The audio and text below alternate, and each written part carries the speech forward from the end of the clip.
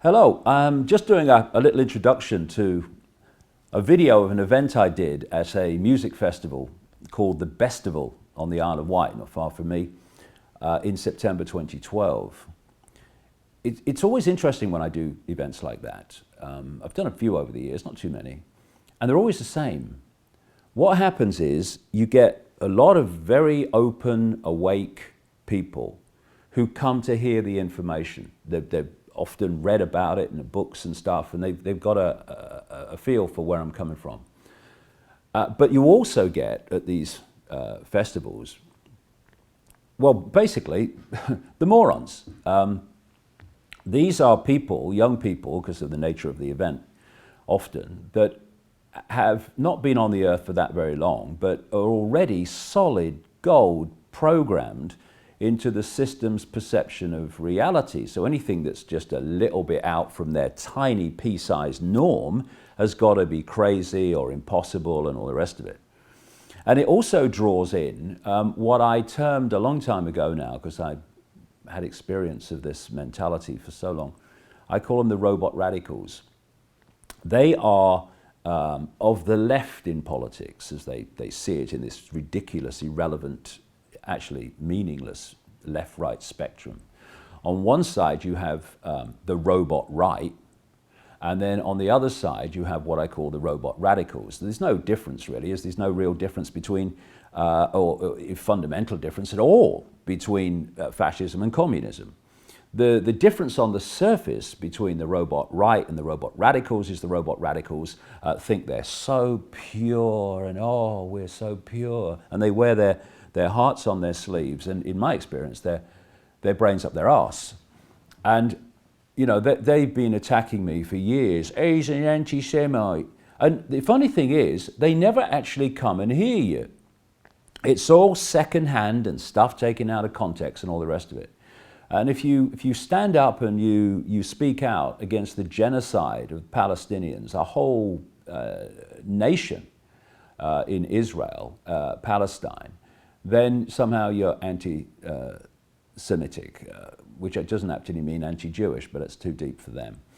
And I had this kind of experience in this festival of the kind of mix of all this, some lovely, lovely people, but also the robot radicals. And they always have the mouths, you know. I mean, robot radical, one of the things that comes with it is a big gob, it seems to me. Then they try to drown everyone else out. Oh, you're a man, you've got a big mouth. And what happened quite early on in the talk, as you'll see, is a girl jumps on the stage and reads some out of context stuff from my books. He's an anti-Semite, in other words, you know. And then what she did, after mouthing off, she left, not staying to listen what I really say and all the rest of it. Couldn't care less, because they're not into what someone's saying. They're just into posturing their own fake purity and trying to undermine and turn people against someone who's trying to point out that we, ironically, little girl in a woman's body, that we are heading so fast into a fascist global state. And so it was good, in a way, to have this mentality there as just a confirmation of how easy it is for the few to control the many when they allow themselves to be programmed with these software perceptions that they've taken from the system. You are a left-of-centre radical. This is how you act, this is what you say. Okay, yes, sir. And you are of the robot right. This is how you act and this is what you say. Yes, thank you, sir. And so it goes on, and they think they're free thinkers. Software programs on legs. And then, I don't know where he came from, to be honest, but you'll see a guy in this event. I was going to go out and talk, as I do, but the organisers had arranged for this bloke to come on the stage with me and, quote, interview me. Well, didn't actually do that. He just set out to undermine what I was saying and interrupt at crucial moments when I was connecting dots so that the thought was never finished. And his name was Richard Strange, which I guess is short for Dick Strange, which, you know, after my experience of him was pretty appropriate, really, because he was again someone with hindsight that was good to be there and good to act as he did, because he was, like the girl who jumped on the stage, a personification of how the world is controlled by a tiny few people who manipulate the perception of the masses. This is a chap who's never done any research into the detail of what I'm saying, never read any of my books, knows basically nothing about what I'm saying, and has a range of perception that is so tiny, it's unbelievable. And anyone like me who's talking outside of that perception, the perception can't encompass that possibility. So the person saying it has to be crazy or deluded. What they don't realize is they're the ones that are deluded. They're deluded by the pea-size breadth of their sense of perception. Because this is very important. If you do not have a sense of perception that is movable, then you're in a box. You're in a box of perception, and you will never get out of it until your perception of the possible moves. The other point, just finally, is that at the end, I came off, and one of the security people said, we've got a car coming to take you to your car, which was a long way away in one of the big car parks, about an hour's walk away. And I said, no, I like walking. I'll walk back, thanks. He said, no, we've had threats of violence against you, so we're going to put you in a car and take you back to your car for your safety. I said, you must be bloody joking, mate. I don't do intimidation, thank you. I'm walking back to my car on my own, which I did, actually, with a couple of people who were chatting to me in the end. And it's funny that, you know, these people who threaten this, the robot radicals, he's anti-Semitic, I want to hit him. They're the ones that go on anti-war marches and think they stand for peace. And also they think they stand for freedom of expression. But you know what they stand for? Just like the robot right? Their freedom of expression. Thus, anyone who is expressing something outside of their belief system, that is not a freedom of expression that they're prepared to accept. Only what they believe should have freedom of expression, not what they don't believe. And so you get this whole situation of, you know, I stand for peace, stop the war, I want to punch him, he's saying something I disagree with. You know, hit me with your head, mate, you know, you'll do yourself less damage, you know. So it was an interesting day, and kind of encompassed so many things. And to stand there and see, I think, you know, the majority of the audience, pretty much, that were kind of open and, you know, awakening to another reality of the world and self and everything. But they were the quiet ones. And then to have the few, well, morons, you know, I can't think of a better word than that, really. Kind of wanting to shout out with their closed minds and all the rest of it, being wound up by this guy who was, you know, as you'll see. When you see that in front of you, you see this awakening, kind, gentle, decent people. And then you see these moronic, loudmouth software programs. You realize, in fact, you see the chasm there is between that which is becoming conscious and that which is solid gold asleep. And this is the fork in the road we're at now. Are we going to awaken to something like that? Or are we going to stay in a tiny little box of software perception that perceives it is free thought? That's the sad thing. Anyway, it was a very interesting day, and here it is. Enjoy. Next up, we have author and controversial talker David Icke. But first, his son Gareth playing the theme of their new show, Remember Who You Are. Give it a round of applause, please. Cheers.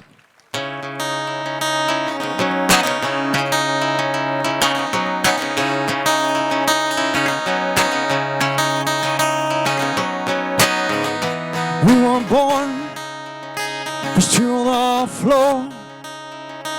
We won't be downtrodden anymore. Learn a roll. Want yourself a settle scores with all my height. Stand with shoulders wide. Step clean out of line. Hold my head up high. They can't take my eyes. I still take to flight.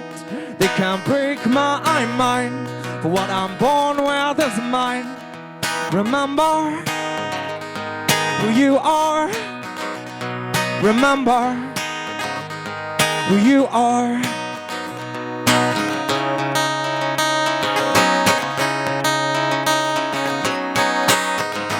Find your feet and take to streets. None comply with glorious belief. The best elite has no power over me with all my height. Stand with shoulders wide. Step clean out of line. Hold my head up high. They can't take my eyes. I still take to flight. They can't break my mind.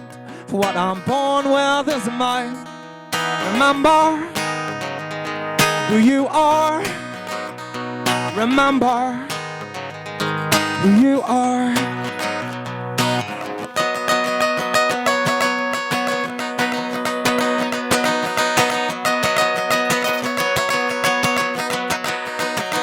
Standards one, standards one, standards one. Standards one, standards one, standards one. Standards one, standards one, standards one. Standards one, standards one, standards one.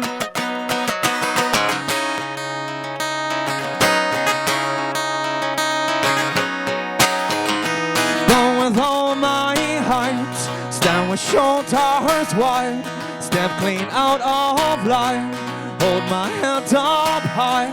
They can't take my eyes, I still take to flight.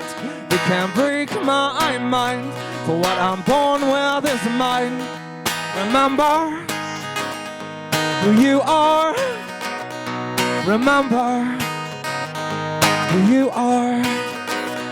Remember who you are. Remember who you are. Cheers, thanks. Good afternoon. Hello. Thank you. Richard Strange, David, very, very bloody strange, right?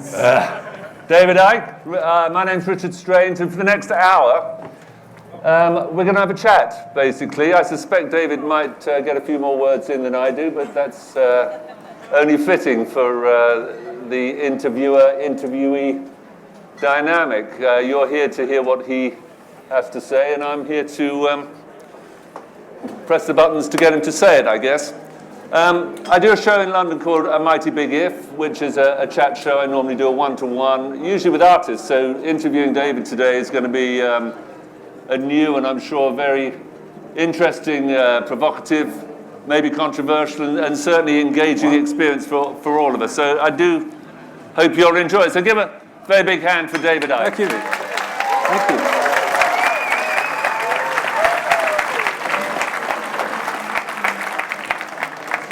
Now, David, because we've got a bit of time, do you mind if we go back to the very beginning? It's a long journey you've come on, and I hope it's a long journey you'll take us on today and bring us right up to speed. But for my generation, you were a household name. For a totally different generation, you are a household name again. But it's been a journey, hasn't it, that you've come on from that first, well, growing up in Leicester and a kid who wasn't really achieving much except a bit of sport. Yeah, I hope that in the last nearly quarter of a century that I've made something very plain for everybody, and that is we need to express who we are and not what some bloody society, some school, some university, some media blueprint tells us we must be. And if you keep walking on that expression of uniqueness, whatever it is, in a world of enforced uniformity, a world of psychological fascism where we're constantly told what we should think, what we should do, what we should say, where we should go, how we should live our lives, then when you express uniqueness in a world like that, you are going to get some response. I seem to remember that I had some... Give me a minute to express my uniqueness. Oh, go on then. Seeing as Bestival presents itself as an ethical space, I just thought it would be good for you guys to know that David Icke said, I strongly believe that a small Jewish clique Oh my God. with non-Jews to create the first Russian Revolution and the Second World War. He has said that the Jews financed Hitler to power. Right. So, a wonderful... And somebody... As David, I'm sure, would suggest, you listen to everyone, you give everyone a fair hearing. We are not on teams here. We are here to have a debate, if you wish. Now we've hit on something. Now we've hit on something which is exactly the theme that I was talking about, which is other people telling other people what they should think, do, and say. I have no problem with that lady saying whatever she likes. She has a problem with me saying what I like, and that was massively out of context, by the way. But David, could I just ask if they were your words that she quoted? I'm not going there. It was massively out of context.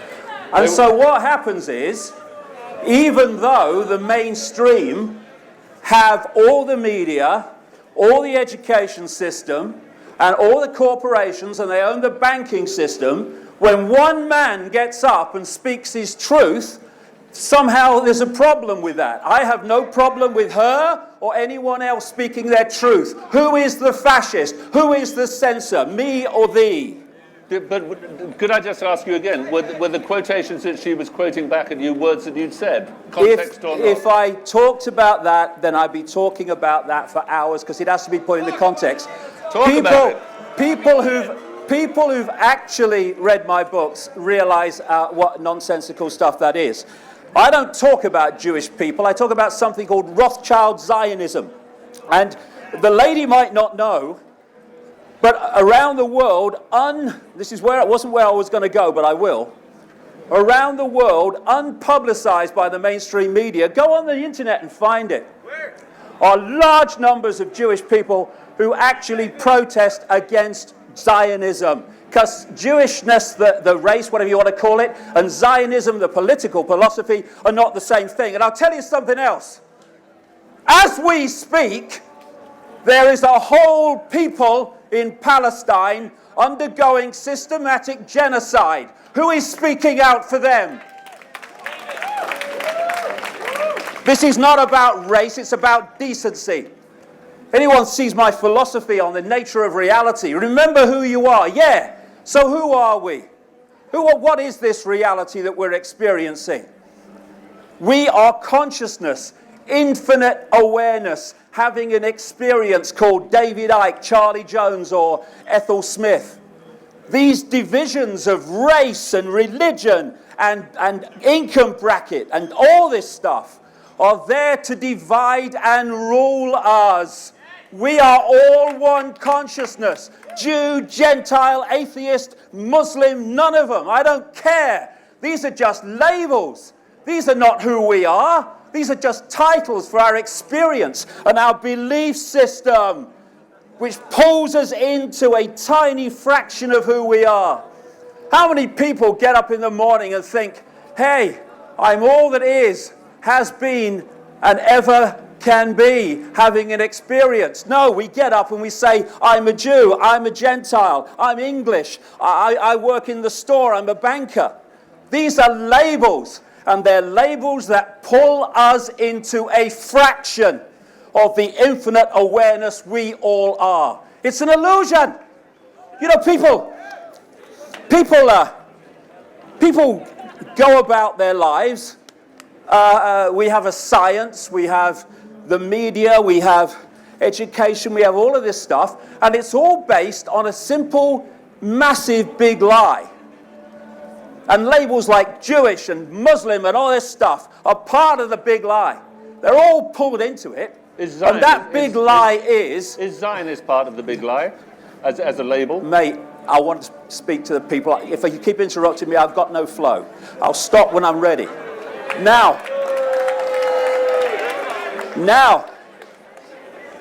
we think of ourselves as those labels, when what we are is infinite awareness. And all those institutions are based and founded on the big lie that we live in a solid world. We don't. This is an illusion. Even quantum physics has shown that there is no solidity. So if this is not solid, even though I'm experiencing it as such, what the hell is crazy anymore? What the hell is fantastic anymore when this ain't solid? Why? Because it's made of atoms, they tell us, and atoms have no solidity. How can something made of no solidity create a solid world? It can't. And once you take on the idea that the world is solid and this is solid and all this is real, you take on the belief system of limitation. Because once we believe in solidity, then we believe, of course, in the limitations of solidity. When we realize that we are infinite awareness and everything is energy expressing itself in a different way, when we realize that we live in a virtual reality universe akin to some virtual reality wireless internet, then suddenly limitation's not there anymore. You can start to express and to understand the full magnitude of who we are. Jew, Gentile, anybody, labels, irrelevant. We take them seriously. They divide and rule the many so the few can control the direction of the world. Could you tell me here, what is the point of the conspiracy and who is running it? Well, for 25 years I've been going down this road of uncovering a global conspiracy. And the reason that so many people come to my work today, having ridiculed me and dismissed me years and years ago, is because what was in my books years ago is now on the television news. And it's quite simply, there is a network of families, no, not Jewish, a network of families that are sitting on top of the banking system, the media, the corporations, governments of any party. This is why, Blair gets replaced by Brown, gets replaced by Cameron. What changes? Bugger all. Bush gets replaced by, Mr. Change, Obama. What changes? Bugger all. Why? Because the way politics is set up is that, I'll give you an American example. In the Bush era, Republican, it says here, that was controlled, even the mainstream media acknowledged that, by a group of people were known as the neoconservatives or neocons. The Democratic Party in America is controlled by a cabal just the same that I call the democons. It includes people like George Soros, the financier, and Zbigniew Brzezinski, Jimmy Carter's former national security advisor. Now, the neocons and the democons at the next level answer to the same force, meaning whoever's in power, they're in power. The same happens in Britain, and that's why nothing changes. Labour, Conservative today are standing on the same postage stamp, and that is dictated by this hidden power. And so the structure of world control, because the question is, how do a few control the many? How do a few control billions? You know the answer to that? If you know the structure by which they operate, it's a piece of bloody cake. But we have to be kept in the dark about that, and this is the structure. If you look at a transnational corporation, say like McDonald's, they will have a headquarters somewhere in the world, And from that headquarters, they will have subsidiaries in every country. And those subsidiaries will operate in line with the centrally dictated agenda from the headquarters. So if you go into a McDonald's in the Soviet Union, in Australia, in America, in Britain, anywhere, you're going into basically the same McDonald's. The structure of global control is based on that model, except it's secret societies. The center of this web is in Europe for historical reasons, and in each country there is a network of families that control that country's banking, politics, business, media, etc. And its job in each country is to introduce the centrally dictated agenda in their sphere of influence. And the agenda is what? I've got to put these pieces together. One dot leading to another dot. I'll come to that. And therefore, you have this central cabal operating out of Europe, not European governments, centralized secret society web. And they dictate to the subsidiaries. And their job is to carry out the centrally dictated agenda in their sphere of influence. And so, we have had this constant centralization of power in every area of our lives. And it's got to such a point, had done for a very, very long time, where it's got a name. It's called globalization. Globalization, the centralization of power in every area of our lives, is this very agenda I'm talking about. Because if you are a few, and at the center, at the core of this, compared with 7 billion people, it is a few, then you cannot have diversity of decision-making in any way, shape, or form. Because the more you have diversity of decision-making, the more impossible it is for a small cabal to actually dictate to all those points of decision-making. What you want to create this centralized Orwellian state that we're hurtling towards by the day is to constantly centralize power, because then at each point you centralize power, fewer and fewer people are dictating to more and more people. But if this is a cabal that is so all-powerful, so omnipotent, how come they cannot keep the simple secret of a secret society secret? How come you know about it and your followers know about it? 25 years of full-time research traveling to 50-odd countries.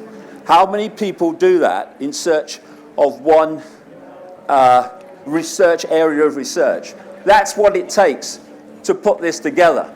And if people haven't seen now, where we've got a situation where power is going into fewer and fewer hands, where someone not even elected is now running Italy, and don't think that's a bloody one-off either, because that, I've been writing about that for years. They want an end to democracy, as we call it, because they call it the post-democratic, post-industrial society. That's where we're heading. But the point is that in all areas of our lives, I mean, look at it. Look at media ownership. Fewer and fewer and fewer people. Look at government. Let's take the European Union. I wish someone would. There was a point a long, long time ago, I'm sure many people at this Bestival would wish we were there now, but there was a time a long time ago, actually not maybe that long, when people lived in tribes. And the people in the tribe decided what happened in the tribe. We then reached this massively critical point where lots and lots of tribes were brought together under something called nations. Now, a few people at the center of the nation are dictating to all the former tribes from the center. Then we moved into this other critical point where lots and lots of nations were pulled together under something called the European Union. Now a few people at the center of the European Union are dictating to all the former countries, which are dictating to all the former tribes. And we have a situation now where 75% of laws affecting this country are decided in the European Union by the European Commission, which is an unelected dark suit cabal. And it's going on and on and on and on. David, if I could just drop in here, you mentioned the example of Italy and the fact that Italy now has an undemocratically elected prime minister. What's your preference for the democratically elected Berlusconi? Well, let's ask what your preference is. I don't have one, I'm just an interviewer. Lip service at least to having people decide who they want to vote, ridiculous as it is, to an even more outrageous situation where they don't get the chance. Someone else dictates it. Are you a Democrat? I believe in people having control over their own lives, their own views, and their own thoughts. All people. All people, okay. All people. I just wanted to clarify that. You know, people talk about fascism and communism. How do you put a system in place that enables you that? keep talking about a system. Why can't we find a level of intelligence and a level of open-hearted togetherness that we can't just live our lives? I have a simple philosophy, you know, I'll tell you what it is. Do what you like, so long as you don't impose it on anyone else. End of frickin' story, by the way. End of story. And people say, oh no! Well, what about someone murdering someone? And you go, well, I think murdering someone might just be imposing your will upon them. What do you reckon? Laws are there to control people, and the laws that need to be there at this time are there to overcome the fact that we are not in a state of consciousness where we can respect each other's right to be different and respect each other's right to be who they are. I don't care what people do, so long as everyone is happy doing it and is not having it imposed upon them. I think that's very easy to say and very noble thoughts, but as we all know, it's absolute nonsense. It just doesn't work. How do you get hospitals? Who's going to do the toilets in that situation? Who's going to do the plumbing? Who's going to drive the buses? Who's going to dig the graves? Unbelievable. You see, the thing is, this is how deep the programming of humanity has gone. We cannot see an alternative to the system that controls us. It's unbelievable. We can live us in a society without being told that we must do this and must do that. Why? Unbelievable. You know what education is? Education is preparing people to think the way the system wants. You come out of the womb, and within 3 or 4 years, you're sitting at a desk being told what to do and think by authority. And then you go on and on and on, and the system tells you what to think and what to believe, and you learn that actually intelligence doesn't come from yourself, it comes from repeating what authority has told you to bloody believe. And I mean, we then go all through the education system, and at the end of it, what are we? Unless we've managed to hold on to some kind of uniqueness, we're just another expression of the system, so much so that we can't think of a world without the system. What was that line in the Matrix movie where the Neo character, the Morpheus character, was talking about people in the system being so inert, so controlled by the system that they fight to protect it? What do you think troops are doing when they're slaughtering the innocent around the world? They are saving a system that does that, and they're saving and protecting a system that wishes to not only control them, but control their children and grandchildren on a freaking level that'll have you running home to your mum. People have no idea what's coming if we don't wake up, grow up, and open our minds from the programs that enslave us. For goodness sake, my grandchildren are going to have to live in the world that people looking the other way not my problem, or no, he's just mad, are going to have to live in. How bad does it have to get? Look at it in this country. All the laws taking freedoms away. In America, the president can now order the arrest of anyone and jail them without charge, without evidence, and without any trial. He can, and does, sign a death list where they can kill Americans abroad and other people with drone attacks.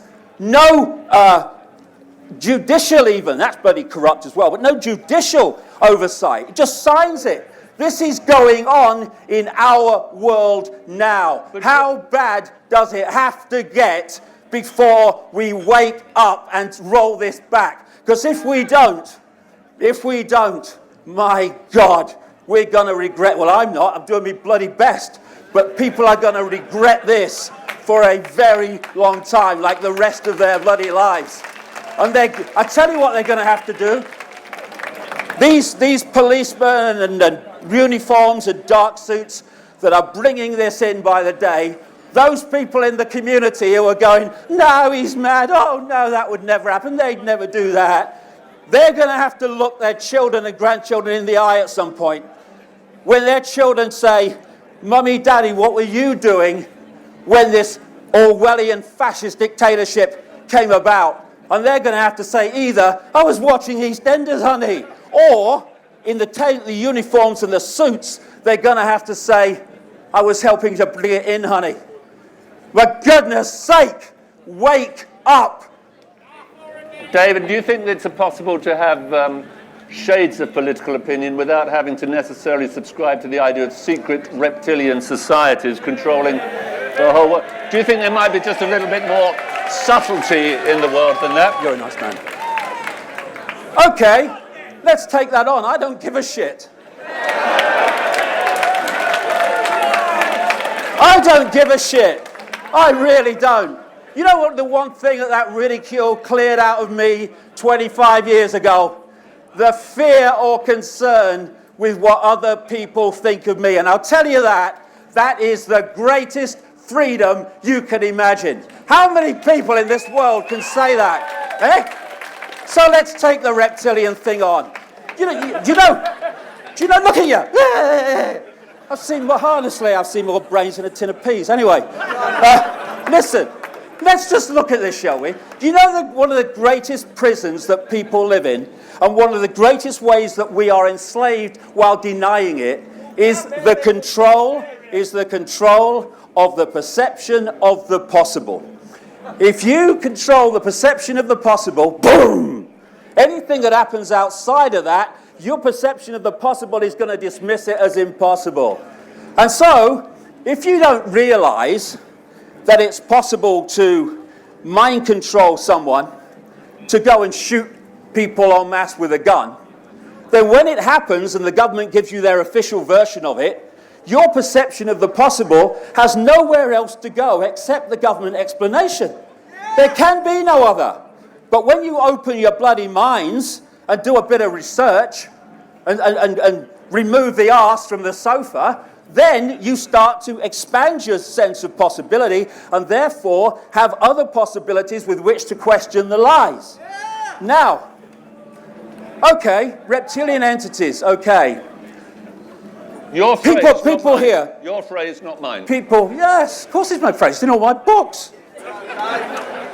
Anyway, okay, how many people here think at this moment that they can see everything there is to see in this space? How many people think that? How many people think that? Right. I see, that's hilarious. You know what you can see is a tiny, tiny frequency range, so tiny it's laughable, called visible light. That's all you can see. Okay, you know what X-rays can see and infrared cameras can see, and that's only a little bit out from this frequency. Can you see that now? So who put their hand up that they could see everything in the space here? You can't even see what technology can see. And if you look at what mainstream science says exists in this universe as mass and matter, what they call dark matter, dark energy, and all the rest of it, the electromagnetic spectrum is around 0.005% of that. Some people say a bit more, but not much. Visible light, which is all you can see and decode into a visual reality, is a fraction of the 0.005%. So, here's the question. What goes on in the other almost totality of the universe? What goes on in there? What goes on in there? You haven't got a clue, have you? You haven't got a clue, and I haven't got a clue about vast amounts of it, but I am open enough to realize I don't know, and therefore I'm open to other possibilities. You are going, I don't know, nothing exists. And a few people can't control the world. It's a piece of piss. How do they do it, and why? We are... Why? This is just a very simple question. Why do they change? Why do they control the world? What is it for them? They want total control of human society. We go really deeper into it. They're feeding off energy. They're feeding off our energy from other levels of reality beyond visible light. And therefore, when the Morpheus character held the battery up and said the machines have turned human beings into one of these, he was very close to the truth symbolically. And you know what that energy is? It's fear. It's fear, it's anxiety, it's frustration, it's anger. What is this world full of? All of it. What about the things that the political parties and the institutions do? Bombing whole cities of civilians on the pretext of protecting them from violence. All these things, the crash of the economy. Do you think that makes people feel good? Oh yeah, I feel great. No, it makes them feel fearful. It makes them feel anxious. All the energy that we're giving off, which is exactly what they want. And you know something? I speak to a lot of people around the world. But of course, except at a place like this, most of them come because they know where I'm coming from. But when I do speak further afield, lots of present company here accepted, by the way, I see how easy it is for the few to control the many. It is so easy, it is pathetic. And we are heading towards a society where we will be living a life which would make George Orwell wince. Now there's the thing. George Orwell. Some people said to me, give me a chance or an explanation of what the world is like that they want to create. And if anyone does, that is happening before our eyes. And I'd say to them, read two books. 1984 by George Orwell, real name Eric Blair, and Brave New World by Aldous Huxley. Brave New World was published in 1932, and 1984 was published in 1948. When we look back from the perspective of 2012 at what's in those books compared with society now, they are stunning in their prophecy. Unbelievable. Now, how did they do that? How did they do that? Why were they so accurate? Because, oh, don't be a prass all your life. Have a day off. Enjoy yourself. George Orwell, Eric Blair, went to Eton College, where the royals go. His French teacher at one point was Aldous Huxley. Aldous Huxley was a member of an elite secret society called the Fabian Society. He introduced Eric Blair, George Orwell to the Fabian Society.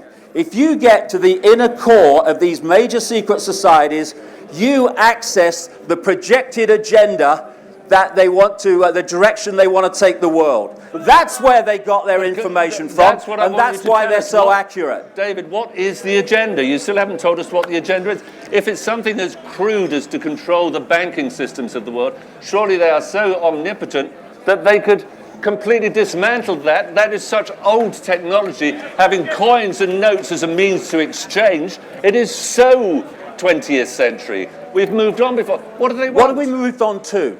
You tell us. No, you tell us, mate. You know it all. I want to know what the agenda is, because I think I'm not buying it. Tell me. I don't give a shit. What have we moved on to? I think we moved on to a fairly liberal, democratic society that is not perfect, but it sounds to me a lot less scary than the one you're speaking about. So, when, for instance, in the one-party state, because that's what we live in, as they do in America, hold on a second, no, you ask a question. That is so flip. Cameron, that is so flip and wrong to say one-party state. Well, believe it is. Don't confuse. You stood for the Green Party. Don't confuse. You stood for the Green Party. Don't confuse what you believe to be what is, mate. Big mistake. I think we're both doing that, David. Oh well, that's fair enough. No, okay. You know, I'm not asking anyone to believe anything. I couldn't give a damn. I'm asking people to look at how we are programmed into belief systems and that we then hold for the agenda, which we then follow for the rest of our lives. I mean, look at it. We get people, even if they've got a job, they get up in the morning, and what happens? They have their breakfast, they go to work. They have a bit of lunch, sandwich normally, then they go to work. Then they go home, then they watch a bit of telly, have their tea, then they go to bed, and the whole thing starts. And this goes on year after year, decade after decade. Is that the only way that we, as a human race, can live our frickin' lives? Is it the only way? Children are prepared for this through the education system, and then they drop into the hamster's wheel, and away we go. Oh my God. It's like lambs to the frickin' slaughter, if you only knew. How far are we? I'm still asking for the agenda. The agenda is the centralized control of humanity with this structure. They want to create a world government that would dictate to every country and community. The European Union is a stepping stone to that, and these other unions. They want a world army that would impose the will of the world government on any country or region that didn't want to accept it. We already have a de facto world army. It is called NATO. And we have a de facto world government called the G8 and the UN Security Council. They make decisions, and then they send their de facto world army, NATO, in to bomb civilians, mostly with brown bloody faces. And you know what? They're so efficient that they can't even do away with a tiny country like Afghanistan. And they also want a situation where we have a single world electronic currency. This is your moving on, mate. Now, that is incredible in its possibilities for freedom. You go into a shop today and you hand over electronic money, a credit card, and they say, sorry, I'm sorry, can't use your card. It won't accept your card. At that point, today, just because it's going out of circulation at an extraordinary rate, you can still say, oh, well, I'll pay cash then. What happens when there's no cash and that machine says no to your electronic money or card or microchip as it's designed to be? It's deciding whether you purchase. Total control. And anyone that challenges the system will go off the Christmas card list of the system very quickly. You've asked me a question, mate. Just leave me to answer it. What they also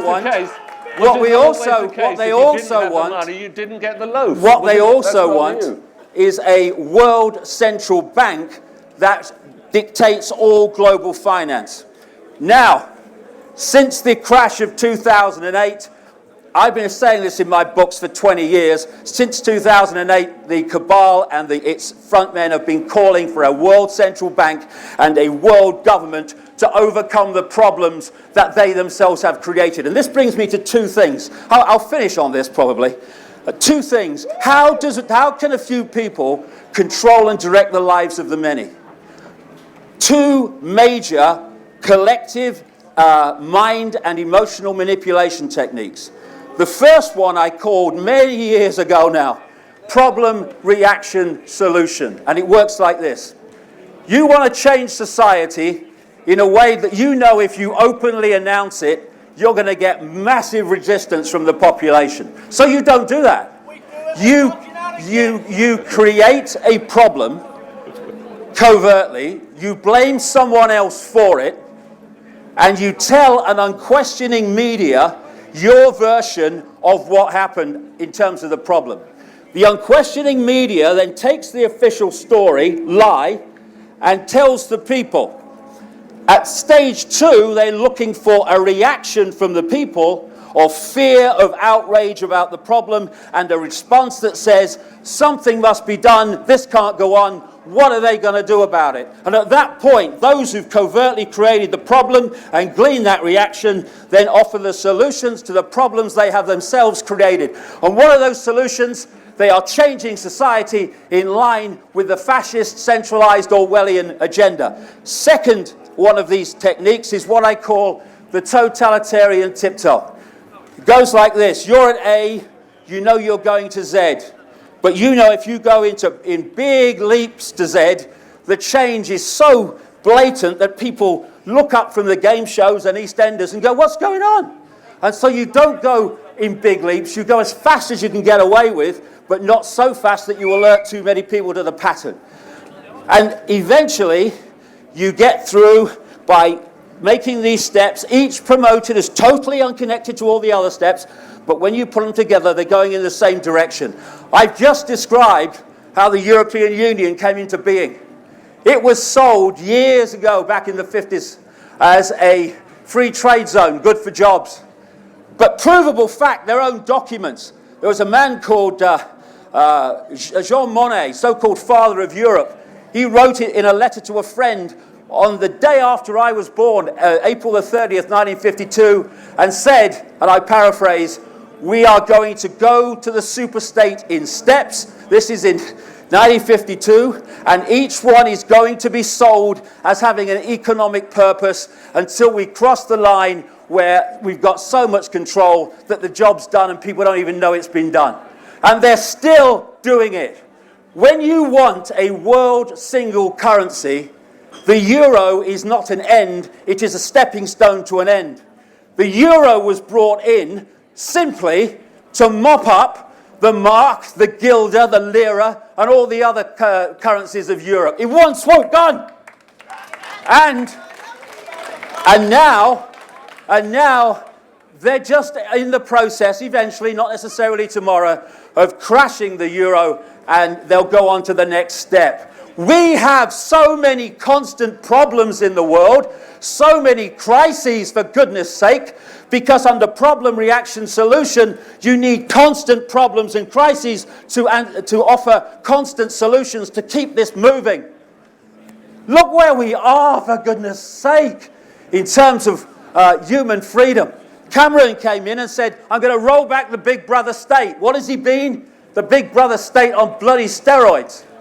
Because there's no contract when you run an election campaign, no contract between you and the people. Obama can say, I'm going to close Guantanamo Bay and then get into power and not do it. There's no contract.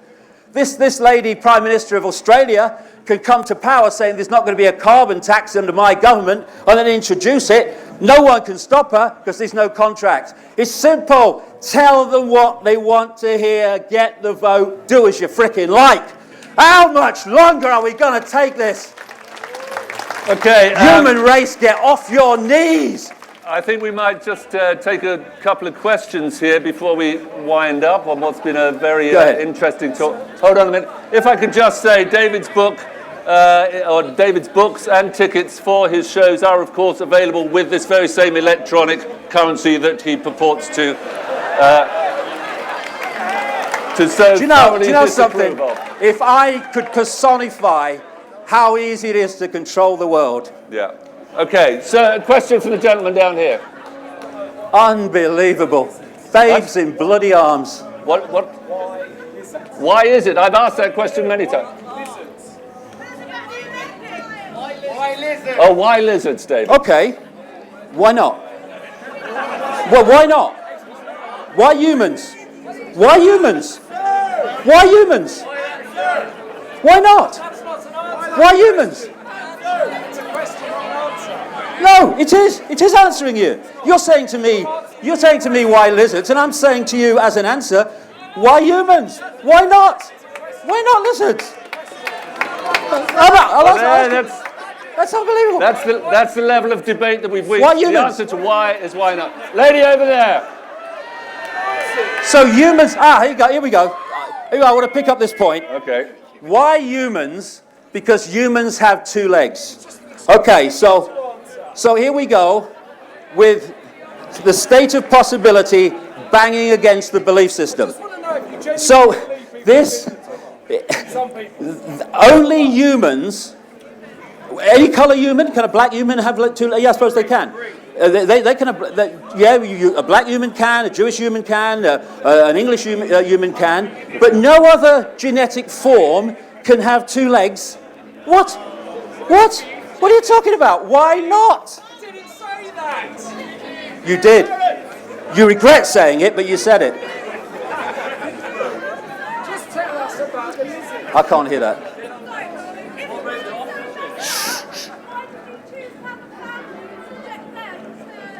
The question is, if the world is so fucked up, why did he choose to have a family and subject them to this same awful, evil, secret society-driven? Okay, so what do we do? Do we just give up, or do we dedicate and focus our lives on doing something about it? I'm 60 years of frickin' age. What have I got? A few years, 10 maybe? Yeah, you'll be very glad about that. Nice person. Hey. So, I ain't doing this for me. I don't have to live my entire freaking life, as young people do today virtually, in the world that's coming so fast. I've just done this because I believe it's right. And the fact that you get ridiculed for doing what you believe is right shows how mentally disturbed much of the human race is. Lady here. Lady here. How much are you getting paid? I am doing... yeah, here you go. Here you go. Do you know something? I've come here to talk to this group for fuck all, okay? Fuck all. You know why? Because I believe in trying to make a frickin' difference, not make a frickin' noise for its own sake. David, I think if we're being slightly less disingenuous, there is a lot of stuff that you will sell on the back of this, on the back of your God. Wembley Arena appearances, and so on. Do you think we have time to change? Do we have time to change? That's a great question. And there's only one group of people that can decide it. Moi. Because if we go on living out the programs of suppression of possibility, we are going to live in a global fascist state within a decade. And I'm probably being optimistic. And have you noticed how many times I've used the word fascist in terms of this system? And I'm supposed to be anti-frickin' Jewish. Are you kidding? I'm anti-fascism, not anti any bloody race. Race is bollocks. We're consciousness. Race is just an experience. Grow frickin' up, human race. That's enough. One more? No, one more. Hey? Back to these families who rule the world. Yeah. Who are they? Who are the families who rule the world is the question. The royal families of Europe are among them. The House of Rothschild, the House of Rockefeller, the major banking families of the world, the major corporate families of the world.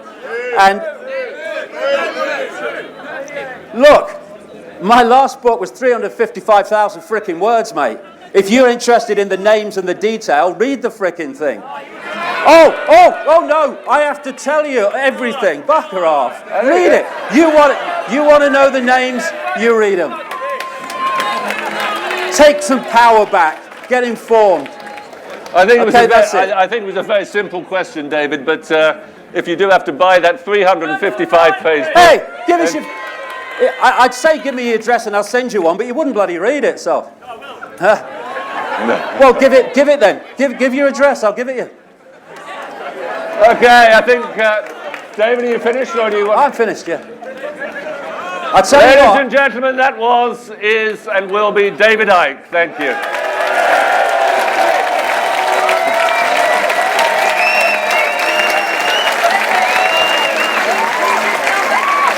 yeah.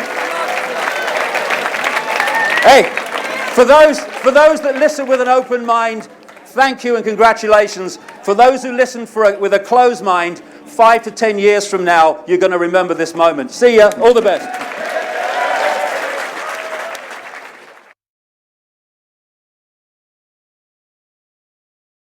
Well, I've just finished talking for, I don't know, about an hour. And what you get is, when you come to something like this, is you get people who know what you're saying and, you know, are sort of with you. And you get those that just turn up, because that David Icke bloke, he's mad in it, let's go and see him. So you get two types of audience, but it's fantastic because, especially with the guy on the stage who really did personify the programmed mind and why the world is as it is and how easy it is to control the world. And it was fascinating to see it. But some lady jumped on the stage talking about he's actually Jewish, you know. She had a brain cell that would die of loneliness and knows nothing about what I'm saying. But what I've just been told is that there have been threats to me. That if I walk through the festival, there are going to be threats to me that they'll do me harm. And the organisers have said, you know, we're going to organise a car to get you out of here. And I'm thinking, what? You know, hey, don't be a prat all your life, mate. Have a day off, eh? What I'm doing, as you can see, is walking to my car through the Bestival. The freaking people are going to intimidate me to walk away from them. What? You must be bloody joking. So I've had a lovely day. I had a ball out there, really, because I love playing with the people that just have no desire to see it and think they're intelligent about the world, and they're babes in bloody arms. So I've had a great day, and I'm walking home to my car through the Bestival and not in the back of some other bloody car to get away from them, whoever they are. Is that right? See you, gang. All the best.